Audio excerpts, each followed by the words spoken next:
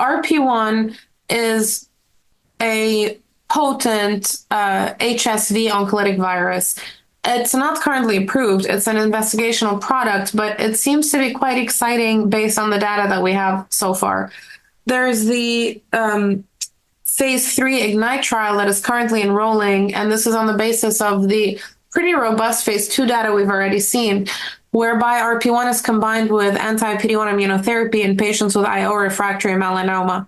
I will point out, since we were talking about mucosal, and it's certainly an area of interest of mine, mucosal melanoma is not permitted in the phase 3 trial. We know that oncolytic viruses, historically speaking, seem to do well when there's a lower disease burden. Now, the newest data that we saw from IGNYTE at the most recent ESMO was a big surprise and a good surprise, because it showed us a significant reduction in the number of uninjected visceral metastases. This is not something we expect to see. Certainly, I think one of the reasons TVEC has not been utilized more than it has is because we know that it does not do much in terms of reducing visceral metastases and certainly high burden of disease. The rationale for the RP1 trial, which you referenced, this is an investigator-initiated trial that I developed a couple of years ago. It's now enrolling here at the UPMC Hillman Cancer Center, was that we know there are patients who are very high risk for nodal and hematogenous metastatic disease. And those are patients with clinical stage 2B, 2C melanoma. Those patients are candidates for adjuvant immunotherapy regardless of the sentinel lymph node, but I favor checking the lymph node regardless, because it allows me to better prognosticate and better stage the patient. And so in our practice, patients who are clinical stage 2 at the time of their wide local excision will typically undergo a sentinel lymph node biopsy. And so the rationale for the trial you reference is that by injecting RP1 into the primary tumor bed before the patient goes on to their definitive surgery, we may decrease the risk of nodal metastasis. Now, of course, we have no idea if that's going to turn out to be true. This is a pilot trial. We are enrolling 25 patients.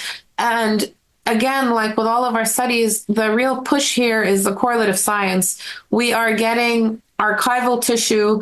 We are getting tissue from the wide local excision and the sentinel lymph node biopsy. We're going to be looking at tertiary lymphoid structures, at the immunophenotype using immunofluorescence in the primary tumor, which is at baseline prior to any treatment, and then after their treatment, and also the sentinel lymph node to see if there's any modulation of the immune environment in the sentinel node. So at the time of enrollment, patients will receive 3 doses of RP1.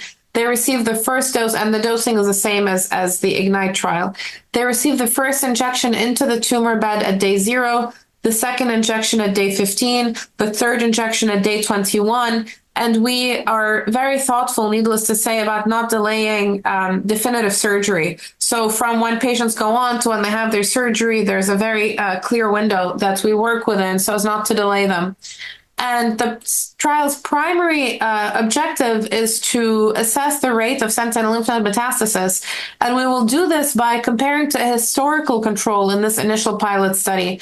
And the historical control we'll come up with is, or I should say that the historical number we will come up with will be by looking at the expected risk of nodal metastasis for this cohort, looking at the Melanoma Institute of Australia sentinel lymph node metastasis calculator. So we'll see what we would have expected it to be. We'll see what we have. We will look at all the correlative science that we are developing and go from there.